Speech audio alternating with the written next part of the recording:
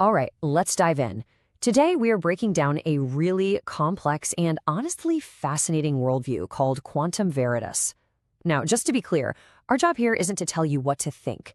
Think of us as your guide. We're just going to carefully map out the core ideas of this framework, exactly as they're laid out in the source material. So, the source material kicks things off with this line, and it really sets a specific tone, doesn't it? It's framing this whole thing not as a bunch of answers being handed to us, but more like a journey of inquiry, a process of peeling back the layers to get at some kind of deeper reality. And then we get this simple but powerful image, a spark. It's meant to be a catalyst, right? The very beginning of a journey into these big ideas of consciousness and awareness, which, as you're about to see, are the absolute foundation of this entire system.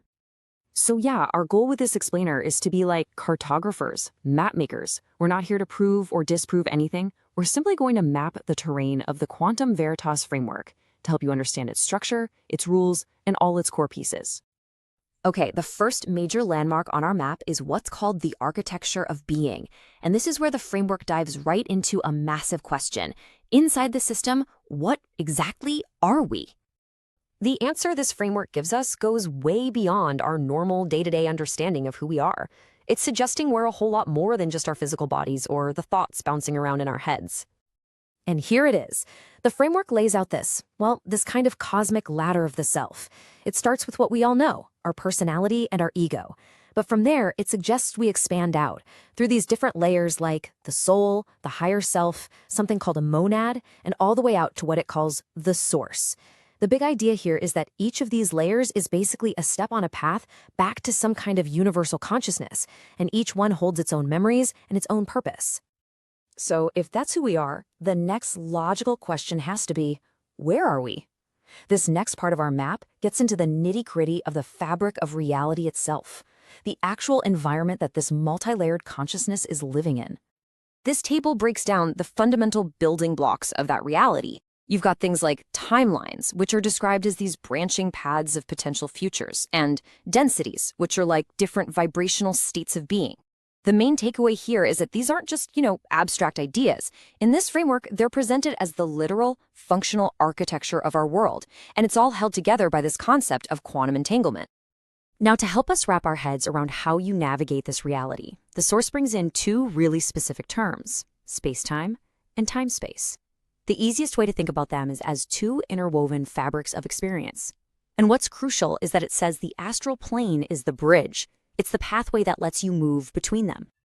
Okay, so we've covered the what and the where. Now, our map is going to shift to the how.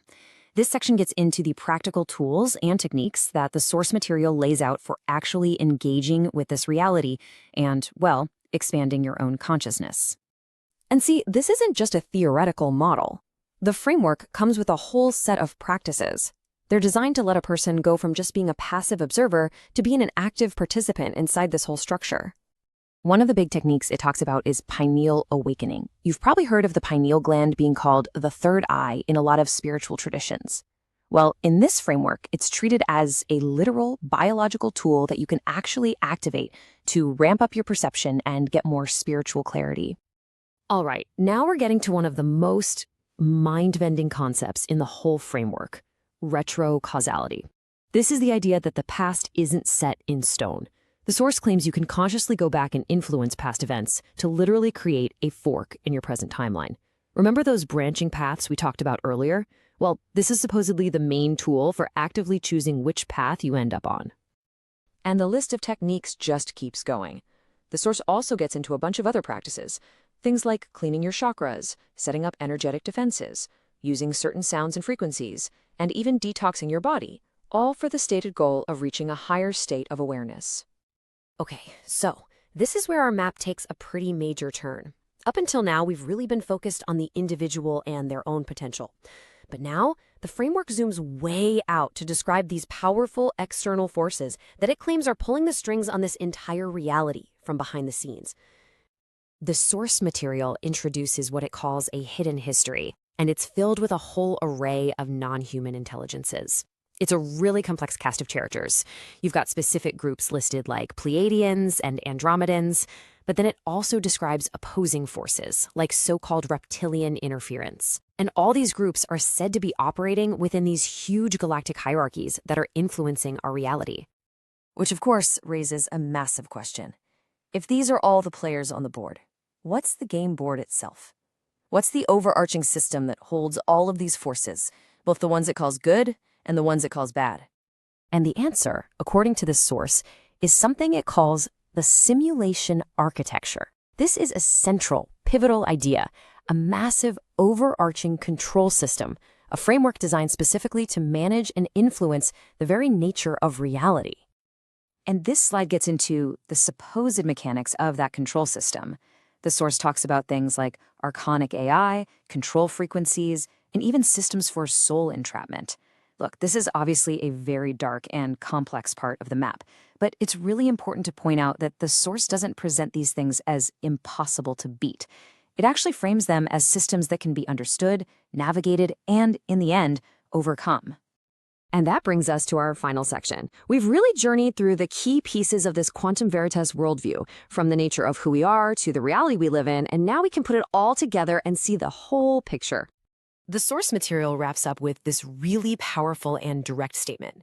After laying out this entire elaborate framework, it completely shifts the focus right back onto you, the individual, basically saying that understanding this map is just step one. So let's do a quick recap of our trip.